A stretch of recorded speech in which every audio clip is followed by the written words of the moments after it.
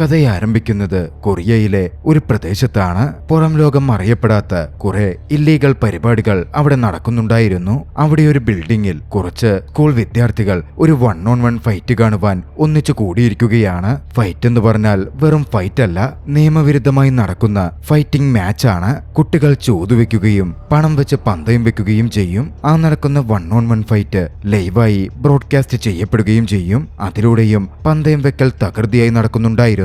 കുട്ടികളുടെയും മറ്റുള്ളവരുടെയും ഇടയിൽ ഇത് കുറച്ചധികം പോപ്പുലർ ആയതും നാട്ടിലെ മാഫിയ ബോസസ് മുതൽ വലിയ രീതിയിൽ പന്തയ ബിസിനസ് നടത്തുന്നവർ വരെ ഇതിൽ സ്പോൺസേഴ്സായും മറ്റും എത്തിത്തുടങ്ങി. ഫൈറ്റ് നടക്കുന്ന ആ പ്രദേശവും ബ്രോഡ്കാസ്റ്റും ഒക്കെ അറിയപ്പെട്ടിരുന്നത് അറീന എന്ന പേരിലായിരുന്നു. ഫൈറ്റിൽ പങ്കെടുക്കാനുള്ള ഒരേ ഒരു കണ്ടീഷൻ പങ്കെടുക്കുന്ന വ്യക്തി ഒരു വിദ്യാർത്ഥിയായിരിക്കണം എന്നത് മാത്രമായിരുന്നു. കഥ അവിടെ നിന്നും ഒരു സ്കൂൾ വിദ്യാർത്ഥിയിലേക്ക് തിരിയുന്നു. ഡോങ്ഹോ എന്നായിരുന്നു അവന്റെ പേര്. കണ്ടാൽ വളരെയധികം നിഷ്കളങ്കനായി തോന്നുന്ന ഒരു പയ്യൻ. പക്ഷെ അവനായിരുന്നു അറീനയിൽ ഇന്നേവരെ പരാജയപ്പെടാത്ത അൺഡിഫീറ്റഡ് ചാമ്പ്യൻ. ഒരിക്കൽ പോലും പരാജയത്തിന്റെ രുചി അറിയാത്തതുകൊണ്ട് ഒരുപാട് പേർ അവനെ ബഹുമാനിക്കുകയും അംഗീകരിക്കുകയും ചെയ്തിരുന്നു. അറീന മറ്റുള്ളവർക്കിടയിൽ ഇത്രയും പോപ്പുലർ ആവാൻ പ്രധാന കാരണവും ഡോങ്ഹോ തന്നെയായിരുന്നു. ഒരു ദിവസം ഡോങ്ഹോയുടെ ടീച്ചർ ഡോങ്ഹോയെ വിളിച്ചു വരുത്തി. ഡോങ്ഹോയുടെ പഠിത്തവും കാര്യങ്ങളും പുറകോട്ടാണ് പോകുന്നതെന്നും പഠനകാര്യങ്ങളിൽ കൂടുതൽ ശ്രദ്ധ കൊടുക്കാനും ബാക്കിയുള്ള കാര്യങ്ങളിൽ നിന്നും വിട്ടുനിൽക്കാനും ടീച്ചർ അവനെ ഉപദേശിച്ചു. പഠനത്തിൽ ശ്രദ്ധിച്ച് നല്ല ഗ്രേഡുകൾ വാങ്ങിയാൽ നിനക്ക് യൂണിവേഴ്സിറ്റി അഡ്മിഷൻ കിട്ടും എന്നൊക്കെ ടീച്ചർ പറയുന്നുമുണ്ട്. ഡോങ്ഹോ അന്ന് ടീച്ചറുടെ വാക്കുകൊണ്ടും അല്ലാതെയും കാര്യമായി ചിന്തിച്ചു. തുടർച്ചയായുള്ള തന്റെ ഈ ജീവിതം മാറ്റണം, പഠനത്തിൽ ശ്രദ്ധ കൊടുക്കണം, ഉത്തരവാദിത്തങ്ങളുണ്ട്. ഡോങ്ഹോ തീരുമാനിച്ചു. ഡോങ്ഹോ അവിടെ നിന്നും വൈകാതെ കിം എന്ന തന്റെ സുഹൃത്തിനെ കാണുവാൻ പോയി. കിമ്മിനടുക്കൽ താൻ അറീന വിടുന്ന കാര്യം അറിയിച്ചു. ഡോങ്ഹോ പിരിഞ്ഞു പോകുന്നു എന്ന് കേട്ടതും കിം കുറച്ച് അസ്വസ്ഥനായിരുന്നു. കിമ്മും ഡോങ്ഹോയും അടുത്ത സുഹൃത്തുക്കളാണ്. അറീനയുടെ പ്രധാന നടത്തിപ്പുകാരിൽ കിമ്മിനും ഒരു പങ്കുണ്ട്. എന്നിരുന്നാൽ തന്നെയും ഡോങ്ഹോ പിരിഞ്ഞു പോകുന്നതിൽ നിന്നും കിം അവനെ തടഞ്ഞില്ല. അവരുടെ ഫ്രണ്ട്ഷിപ്പ് സംരക്ഷിക്കാൻ കിം തീരുമാനിച്ചിരുന്നു. കഥയവിടെ നിന്നും ഡോങ്മിൻ എന്ന മറ്റൊരു ചെറുപ്പക്കാരനിലേക്ക് തിരിയുന്നു. ഡോങ്ഹോയുടെ സഹോദരനാണ് അവൻ. ഡോങ്ഹോയേക്കാൾ 2 വയസ്സ് ഇളയവനായിരുന്നു ഡോങ്മിൻ. ഇരുവരുടെയും പേഴ്സണാലിറ്റീസ് ഭയങ്കര ഡിഫറന്റ് ആയിരുന്നു. ഡോങ്ഹോക്ക് ടഫായ അഗ്രസീവായ ഒരു സ്വഭാവ പ്രകൃതമാണുള്ളത്. എപ്പോഴും ഫൈറ്റുകൾ ഉണ്ടാക്കുകയും പ്രശ്നങ്ങൾ സൃഷ്ടിക്കുകയും ചെയ്യും. മറുവശത്ത് ഡോങ്മിൻ ആകട്ടെ ഒരു പ്രശ്നത്തിനും പോവാതെ വളരെയധികം നല്ലവനായി നല്ല രീതിയിൽ നല്ല പേര് നേടി ജീവിക്കുന്ന വ്യക്തിയാണ്. സ്വഭാവ വ്യത്യാസങ്ങളുണ്ടെങ്കിലും സഹോദരങ്ങൾ എന്ന രീതിയിൽ ഇരുവരും തമ്മിൽ വലിയ അടുപ്പത്തിലായിരുന്നു. എന്തിനേറെ പറയുന്നു, ഡോങ്ഹോ സ്ഥിരമായി ഡോങ്മിനിന് പണവും കൊടുക്കും. എന്തിനെന്നല്ലേ, ചൂത് കളിക്കുന്ന ഇടത്തു പോകാൻ. തന്റെ സഹോദരൻ ദുഃഖത്തിലിരിക്കുന്നത് കാണുന്നത് പോലും ഡോങ്ഹോക്ക് ഇഷ്ടമായിരുന്നില്ല. അവരുടെ പാരന്റ്സ് അവരുപേക്ഷിച്ചു പോയതാണ്. അവരിരുവരും ഒന്നിച്ചായിരുന്നു ജീവിതം. സഹോദരനായ ഡോങ്മിനു മേൽ മൂത്തവനായ ഡോങ്ഹോക്ക് പലപ്പോഴും ഒരു പാരന്റിനെ പോലെ പെരുമാറേണ്ടി വരാറുണ്ട്. തന്റെ സഹോദരന്റെ ഭാവി ഒരു തരത്തിലും നശിച്ചു പോവരുത് എന്ന് ഡോങ്ഹോ ആഗ്രഹിച്ചിരുന്നു. അധികം വൈകാതെ സ്കൂളിൽ സെമസ്റ്റർ എക്സാം ആരംഭിക്കുകയാണ്. എക്സാമിനെത്തിയ ടീച്ചർ കുട്ടികളുടെ അടുക്കൽ സെൽഫോണുകൾ ഓഫ് ചെയ്യാൻ പറഞ്ഞു. കോപ്പിയടിക്കലൊക്കെ തടയാൻ വേണ്ടിയായിരുന്നു അത്. പക്ഷേ വിദഗ്ധമായി ഡോങ്ഹോ തന്റെ ഫോണകത്ത് കയറ്റിയിരുന്നു. ഫോൺ വെച്ച് കോപ്പിയടിച്ചെഴുതാനും ഡോങ്ഹോ ശ്രമം നടത്തി. പിന്നീട് പരീക്ഷയൊക്കെ കഴിഞ്ഞ ഒരു സമയമായപ്പോ കിം ഡോങ്ഹോക്ക് അടുത്തേക്ക് വന്നു. ഒന്നിച്ച് ബാത്റൂമിൽ പോവാനുള്ള പെർമിഷൻ ചോദിച്ചവർ പുറത്തിറങ്ങി. പക്ഷെ അവർ പോയത് നേരെ കഫറ്റീരിയയിലേക്കായിരുന്നു. ഭക്ഷണമൊക്കെ കഴിച്ച് തിരിച്ചു നടക്കുമ്പോ കിം ഡോങ്ഹോയോട് സംസാരിച്ചു. അറീനയിലേക്ക് തിരികെ എത്തുന്ന കാര്യത്തെ പറ്റിയൊക്കെയായിരുന്നു അത്. പക്ഷേ ഡോങ്ഹോ കാര്യമായ മറുപടിയൊന്നും പറഞ്ഞില്ല. ഒന്ന് ചിരിക്കുക മാത്രം ചെയ്തു. ഇനി അറീനയിലേക്കില്ല എന്നത് ഡോങ്ഹോയുടെ പെരുമാറ്റത്തിൽ പ്രകടമായിരുന്നു. ഇതേസമയം മറുവശത്ത് ക്ലാസ്സിൽ ഡോങ്മിൻ സഹപാഠികളാൽ ചെറിയ രീതിയിൽ ബുള്ളി ചെയ്യപ്പെടുന്നുണ്ടായിരുന്നു. എന്നിരുന്നാലും അവൻ തിരിച്ച് ഫൈറ്റ് ചെയ്തില്ല. ഒക്കെ സഹിച്ച് മിണ്ടാതിരുന്നു. വെറുതെ ഒരു പ്രശ്നമുണ്ടാക്കണ്ട എന്നവൻ കരുതിയിരുന്നു. അന്ന് രാത്രിയിലും അറീനയിൽ ഫൈറ്റ് അരങ്ങേറിയിരുന്നു. ലൈവ് സ്ട്രീമിംഗ് സമയത്ത് കിം ഒരു കാര്യം നോട്ട് ചെയ്തു. വ്യൂവേഴ്സിന്റെ എണ്ണം കാര്യമായി കുറഞ്ഞിട്ടുണ്ട്. ഡോങ്ഹോ ഇല്ലാത്തതുകൊണ്ടാണ് അത് സംഭവിക്കുന്നത് എന്നും കിമ്മിന് അറിയാമായിരുന്നു. എന്തിനേറെ പറയുന്നു, അതുകൊണ്ട് തന്നെ സ്പോൺസേഴ്സ് ആയിട്ടുള്ളവരും ആ ഇവന്റിനെ സപ്പോർട്ട് ചെയ്യുന്നതിൽ നിന്ന് പിൻവലിയാനുള്ള നീക്കങ്ങൾ തുടങ്ങി. ഇങ്ങനെ തുടർന്നാൽ അറീനയും അതിന്റെ നടത്തിപ്പും ഒക്കെ ഇല്ലാതാവുമെന്നും ആരും ചൂതുവെക്കാതെ പന്തയം വെക്കാതാവും എന്നുമൊക്കെ കിം ഊഹിച്ചു മനസ്സിലാക്കി. പിന്നാലെ അറീനയുടെ മാനേജേഴ്സായ മറ്റ് 3 സുഹൃത്തുക്കളുമായി കിം കൂടിക്കാഴ്ച നടത്തി.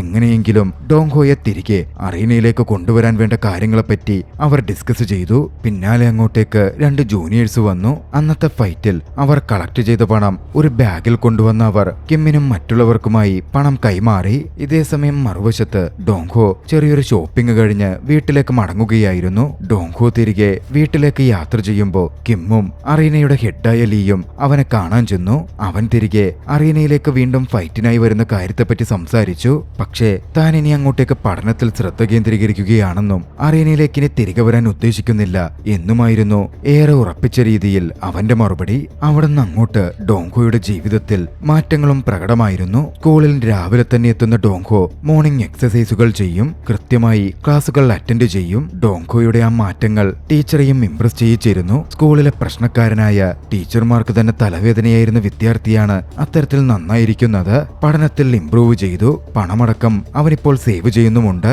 അന്നൊരു ദിവസം അവൻ ക്ലാസ് മുറിയിലേക്ക് പോവാൻ നേരം ലീയും കിമ്മും അടക്കം വന്ന് അവന് വഴിയിൽ തടഞ്ഞു നിർത്തി. വീണ്ടും അവർ ഡോങ്ഹോയുടെ അറീനയിലേക്ക് തിരികെ വരുന്ന കാര്യം സംസാരിച്ചു. പക്ഷേ ഡോങ്ഹോയുടെ തീരുമാനത്തിൽ മാറ്റമുണ്ടായിരുന്നില്ല.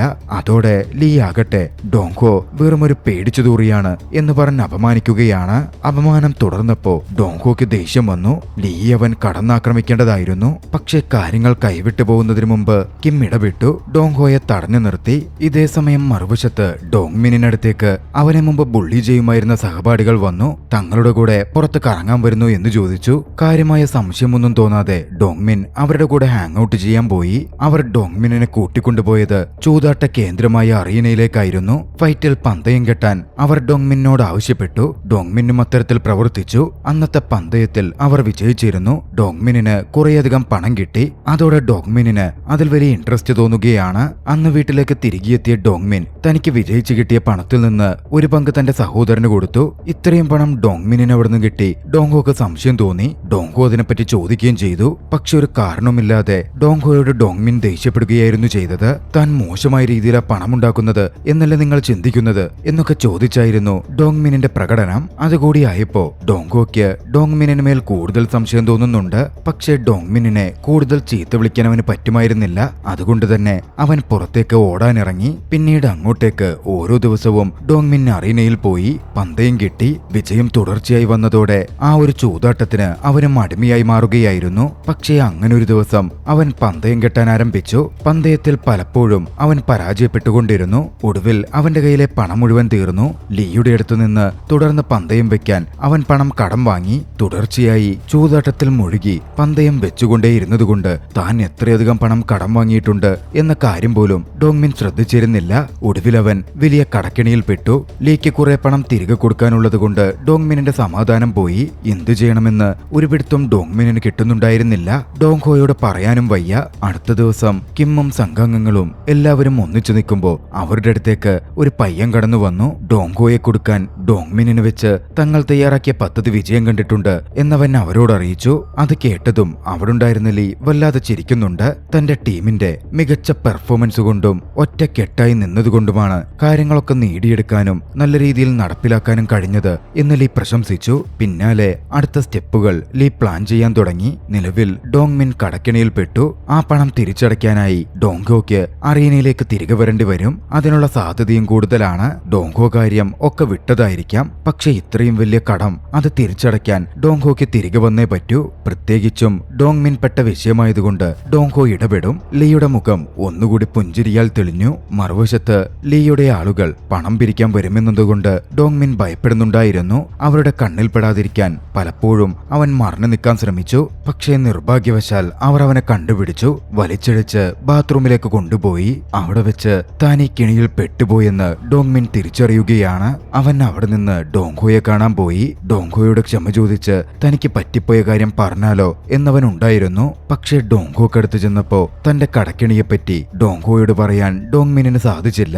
പറഞ്ഞ കുറച്ചു കാര്യങ്ങളിൽ നിന്നും മുഴുവൻ കാര്യവും മനസ്സിലാവാതിരുന്ന ഡോങ്ഹോ ആകട്ടെ അവൻ ചോദിച്ച ക്ഷമ സ്വീകരിക്കുകയും അവനോട് പൊക്കോളാൻ പറയുകയും ചെയ്തു. ഡോങ്മിനിന് കൂടുതൽ പേടി തോന്നാൻ തുടങ്ങിയിരുന്നു. ലീക്കടുത്തുള്ള കടക്കിണിയുടെ കാര്യം സഹോദരനറിഞ്ഞാൽ എന്താകും? എങ്ങനെയെങ്കിലും കടം തീർക്കണം. അവൻ മറ്റു വഴികൾ തിരയാൻ തുടങ്ങി. പിന്നാലെ പണം കിട്ടാനുള്ള ഒരേ ഒരു എളുപ്പവഴി അറീനയിൽ ഫൈറ്റിൽ ജോയിൻ ചെയ്യുക എന്നതാണ് എന്നവൻ മനസ്സിലാക്കുകയാണ്. ഡോങ്മിനിന് ഫൈറ്റിൽ വിജയിക്കാൻ കഴിഞ്ഞാൽ കടക്കിണി മുഴുവൻ തീർക്കാനുള്ള പണം ലഭിക്കും. അന്ന് രാത്രിയിൽ രണ്ടും കൽപ്പിച്ച് ഡോങ്മിൻ അറീനയിലേക്ക് ചെന്നു. ഫൈറ്റിനായി രജിസ്റ്റർ ചെയ്തിറങ്ങി. ഡോങ്മിൻ ഒരു പാവത്താനാണല്ലോ. മാത്രമല്ല ഫൈറ്റിൽ എക്സ്പീരിയൻസുമില്ല. എതിരാളിയാൽ ഡോങ്മിന് കരശലായ മർദ്ദനമേറ്റു. ഡോങ്മിൻ അടിച്ചു താഴെ വീണെങ്കിലും എതിരാളി നിർത്താതെ ഡോങ്മിനെ തുടർന്നും ഇടിച്ചുകൊണ്ടേയിരുന്നു. അതൊക്കെ കണ്ടുകൊണ്ടിരുന്ന കിം അവസാനിപ്പിക്കാൻ ലീയോട് പറഞ്ഞെങ്കിലും ലീ അതിന് തയ്യാറാവുന്നുണ്ടായിരുന്നില്ല. ഇപ്പോ നിർത്താൻ പറ്റില്ലെന്നും വ്യൂസ് വർദ്ധിച്ചുകൊണ്ടിരിക്കുകയാണ്. ഡോങ്മിൻ തല്ലിച്ചതച്ച് ചോര തുപ്പുന്നത് കാണാൻ ആളുകൾക്ക് താല്പര്യമുണ്ട് എന്നായിരുന്നു ലീ പറഞ്ഞത്. ലീ ഇത് അവസാനിപ്പിക്കാൻ പോകുന്നില്ല എന്ന് കണ്ടതും കിം ഫൈറ്റിന്റെ പിക്ചർ എടുത്ത് ഡോങ്ഹോക്ക് അയച്ചു കൊടുത്തു. മെസ്സേജ് കണ്ടതും കാര്യം മനസ്സിലാക്കിയ ഡോങ്ഹോ ഡോങ്മിനെ രക്ഷപ്പെടുത്താൻ വീട്ടിൽ നിന്നിറങ്ങി അറീനയിലേക്ക് പാഞ്ഞു ചെല്ലുകയാണ്. പോകുന്ന വഴിക്ക് ഒരു സംഘം കുട്ടികൾ അറീന മാച്ച് ലൈവായി കാണുന്നത് ഡോങ്ഹോ നോക്കിക്കണ്ടിരുന്നു. ഡോങ്മിനിന്റെ അവസ്ഥയും അതിലൂടെ അവൻ മനസ്സിലാക്കുന്നുണ്ട്. മറുവശത്ത് ഡോങ്മിൻ തല്ലിച്ചതയ്ക്കപ്പെട്ടുകൊണ്ടിരിക്കുകയായിരുന്നു. എതിരാളി ചതയിലൂടെ ഡോങ്മിനു മേൽ ക്രൂരമായി പരിക്കേൽപ്പിക്കാൻ ശ്രമിച്ചു. അത് കണ്ട് കിം ഇടപെട്ട് ഫൈറ്റ് നിർത്തിക്കാൻ തുടങ്ങി. പക്ഷേ അതിന്റെ പേരിൽ അറീനയിലെ മാനേജ്മെന്റ് ടീം കിമ്മിനെതിരെ നടപടിയെടുത്തു. കിമ്മിനെ മാനേജ്മെന്റ് ലെവലിൽ നിന്ന് പുറത്താക്കി. പെർമിഷൻ ഇല്ലാതെ കിം ഫൈറ്റ് നിർത്താൻ ശ്രമിച്ചു എന്നതായിരുന്നു കിമ്മിന്റെ പേരിലുള്ള കുറ്റം. അതിന് പിന്നാലെ ഡോങ്മിൻ ആശുപത്രിയിലേക്ക് മാറ്റപ്പെട്ടു. വളരെയധികം പരിക്കുകൾ അവൻ ഏറ്റിരുന്നു. ഡോങ്മിനിന്റെ അവസ്ഥ കണ്ട് ഡോങ്ഹോ വല്ലാതാവുന്നുണ്ട്. അവനോട് അത്തരത്തിൽ പ്രവർത്തിച്ചവർക്കെതിരെ വല്ലാത്തൊരു വിദ്വേഷം അവന്റെ ഉള്ളിൽ വളർന്നു വന്നുകൊണ്ടിരുന്നു. ഓരോ തവണയും ആശുപത്രിയിലെത്തി ഡോങ്മിനെ കാണുമ്പോഴും അത് വർദ്ധിച്ചു വന്നുകൊണ്ടിരുന്നു. പിന്നെ വൈകിയില്ല. സ്കൂളിലേക്ക് ചെന്ന ഡോങ്ഹോ ലീയുടെ മെമ്പേഴ്സിൽപ്പെട്ട ഓരോരുത്തരെയും കണക്കിന് കൈകാര്യം ചെയ്യാൻ തുടങ്ങി. ഒരു മെമ്പറെ ആക്രമിക്കുമ്പോൾ അവന്റെ തന്നെ ഫോൺ എടുത്ത് ലീക്ക് ഡോങ്ഹോ വീഡിയോ കോൾ ചെയ്തു. താൻ എത്രമാത്രം ക്രൂരമായാണ് അവന്റെ മെമ്പേഴ്സിനെ മർദ്ദിക്കുന്നത് എന്നത് തെളിവടക്കം കാണിച്ചു കൊടുത്തു. വല്ലാത്തൊരു മാനസികാവസ്ഥയിലായതുകൊണ്ട് തന്നെ ടീച്ചർമാരെ പോലും നോക്കാതെയായിരുന്നു ഡോങ്ഹോ ലീയുടെ മെമ്പേഴ്സിനെ മർദ്ദിച്ചുകൊണ്ടിരുന്നത്. ഫൈറ്റിനിടയിൽ ലീ ഡോങ്ഹോയെ വിളിച്ചു. സ്കൂൾ റൂഫ് ടോപ്പിന് മുകളിൽ ഒരു 1-on-1 ഫൈറ്റിനായി ക്ഷണിച്ചു. പിന്നെ വൈകിയില്ല. തന്റെ സഹോദരന്റെ അവസ്ഥയ്ക്ക് കാരണമായ ലീയെ എതിരിടാൻ ഡോങ്ഹോ നേരെ റൂഫ് ടോപ്പിലേക്ക് ചെല്ലുകയാണ്. പക്ഷേ റൂഫ് ടോപ്പിലേക്ക് എത്തിയ ഡോങ്ഹോ കണ്ടത് ലീ തന്റെ വലിയ സംഘം ഗ്യാങ് മെമ്പേഴ്സിനൊപ്പം നിൽക്കുന്നതായിരുന്നു. 1-on-1 ഫൈറ്റ് ആയിരുന്നില്ല അവിടെ അരങ്ങേറിയത്. ലീയുടെ മെമ്പേഴ്സ് ഒന്നടങ്കം ഡോങ്ഹോയെ ആക്രമിക്കാനെത്തി. ഡോങ്ഹോ തനിച്ചു നിന്ന് അവർക്കെതിരെ പൊരുതാൻ ആരംഭിച്ചു. ശക്തമായ ഒരു ഫൈറ്റിംഗ് ഇവന്റ് അരങ്ങേറുകയായിരുന്നു. ഒരുപാട് എതിരാളികൾ ഉള്ളതുകൊണ്ട് തന്നെ ഫൈറ്റിനിടയിൽ ഡോങ്ഹോ ഇടയ്ക്കൊക്കെ വലിയ തോതിൽ സ്ട്രഗിൾ ചെയ്യുന്നുണ്ട്. പക്ഷേ ഒരു ഘട്ടത്തിൽ ഡോങ്ഹോയുടെ സഹായത്തിന് കിമ്മും കടന്നു വന്നു. തന്റെ സുഹൃത്തായ ഡോങ്ഹോയെ സപ്പോർട്ട് ചെയ്ത് ലീക്കും മെമ്പേഴ്സിനുമെതിരെ കിമ്മും ഫൈറ്റ് ചെയ്യാൻ തുടങ്ങി. പിന്നെ പറയേണ്ട കാര്യമില്ലല്ലോ. ശക്തമായ ഫൈറ്റിലൂടെ കരുത്തുറ്റ കിമ്മും ഡോങ്ഹോയും ചേർന്ന് ഏവരെയും അടിച്ച് താഴെ വീഴ്ത്തുകയാണ്. ഒടുവിൽ അവശേഷിച്ചത് ലീ മാത്രമായിരുന്നു. കിമ്മൊന്നും പ്രവർത്തിക്കാതെ മാറി നിന്നു. ഡോങ്ഹോയെ തന്നെ ലീയെ കൈകാര്യം ചെയ്യാൻ അനുവദിച്ചു. തന്റെ സഹോദരനുമേൽ ലീയും സംഘവും ചെയ്ത ക്രൂരകൃത്യങ്ങൾ മറക്കുന്നവരേക്കും ഡോങ്ഹോ ശക്തമായി ഫൈറ്റ് ചെയ്തു. ലീയെ അടിച്ച് ഇഞ്ച പരുവമാക്കി. ഒടുവിൽ ലീ വീണിട്ടും ഡോങ്ഹോ ദേഷ്യം അടങ്ങാതെ ലീയെ മർദ്ദിക്കൽ തുടരുകയായിരുന്നു. അങ്ങനെ തുടർന്നാൽ ലീ കൊല്ലപ്പെടുമെന്ന് മനസ്സിലാക്കി കിം ഇടപെട്ടു. ഡോങ്ഹോയെ പിടിച്ചുമാറ്റി. തന്റെ പ്രിയ സുഹൃത്ത് ജയിലിൽ പോകുന്നത് അവൻ ആഗ്രഹിച്ചിരുന്നില്ല. ആ സംഭവം കഴിഞ്ഞ് മാസങ്ങൾക്ക് ശേഷം കുട്ടികളുടെ ഓർമ്മയിൽ നിന്നും ആ ഇൻസിഡന്റ് തന്നെ മാഞ്ഞു തുടങ്ങിയിരുന്നു. സ്കൂളിലെ അറ്റ്മോസ്ഫിയർ തന്നെ മാറി മറിഞ്ഞിരുന്നു. സ്കൂളിലെ ബുള്ളിയിങ് ഒക്കെ ഒരു പരിധിവരെ ഇല്ലാതായി. ഏവരും സന്തോഷത്തോടെ ഒന്നിച്ച സമയം ചെലവിടാനും ഫ്രണ്ട്ഷിപ്പ് വളർത്താനും ആരംഭിച്ചു. ആരുടെയും കടക്കണിയിൽ പെടുമെന്നോ തിരികെ ആക്രമണമുണ്ടാവുമെന്നോ ഒരു കുട്ടിക്കും പേടിക്കേണ്ട അവസ്ഥ വന്നിട്ടില്ല. അറീനയെന്ന ചൂതാട്ട കേന്ദ്രം വരെ അടച്ചു പൂട്ടപ്പെട്ടിരുന്നു. പിന്നീട് കിമ്മും ഡോങ്ഹോയും അവരുടെ സഹപാഠികളും സ്കൂളിൽ നിന്ന് നല്ല രീതിയിൽ ഗ്രാജുവേഷൻ നേടി. യൂണിവേഴ്സിറ്റിയിലേക്ക് അവർ മൂവ് ഓൺ ചെയ്യുകയും ചെയ്തു. ഡോങ്ഹോയും കിമ്മും സ്കൂൾ വിട്ടു പോയതോടെ സ്കൂളിന്റെ അധികാരം ഡോങ്മിനിന് കൈമാറ്റം ചെയ്യപ്പെട്ടിരുന്നു. പഴയ പേടിത്തൊണ്ടനിൽ നിന്നും ഡോങ്മിൻ മനസ്സുറപ്പുള്ള കരുത്തുള്ള പയ്യനായി മാറി. മറ്റുള്ളവർ അവനെ എതിരിടാനും അവനോട് പ്രശ്നമുണ്ടാക്കാനും ഭയന്നിരുന്നു. ആദർശങ്ങളോടെ ചലച്ചിത്രം അവസാനിക്കുകയാണ്. രസകരമായ ഈ ഫൈറ്റിംഗ് ചലച്ചിത്രം നിങ്ങൾക്കിഷ്ടമായെങ്കിൽ വീഡിയോ ലൈക്ക് ചെയ്യുക. അഭിപ്രായങ്ങളും നിർദ്ദേശങ്ങളും കമന്റുകളിൽ രേഖപ്പെടുത്തുക.